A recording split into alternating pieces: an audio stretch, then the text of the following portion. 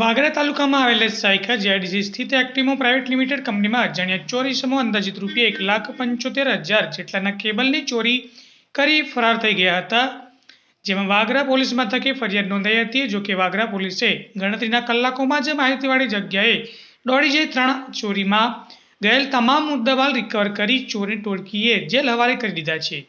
આરોપીઓ નામે लल्लन महादेव तिवारी हाल रहे कापोद्रा मूળ रहे उत्तर प्रदेश તેમજ श्याम जगदीश ताती हाल रहे पानोली जीआईडीसी मूળ रहे बिहार તેમજ इंद्रजीत नरेश ठाकुर हाल संजाली मूળ बिहारना જેઓ અંકલેશ્વરની નોબલ માર્કેટ કાપોદ્રા રોડ ખાતે આવેલ સાઈનાથ ટ્રેડર્સના નામથી ચાલતી ભંગારની દુકાન ઉપર સુનિલ કુમાર મીઠાલાલ બનાકિયા હાલ રહે વાલિયા ચોકડી મૂળ રહે રાજસ્થાનના હોય ને વેચ્યો હોવાની કબૂલાત કરી હતી।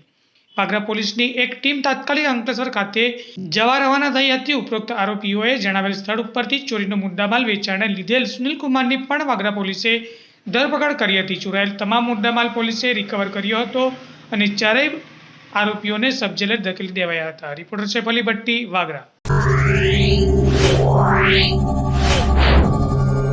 Yeah.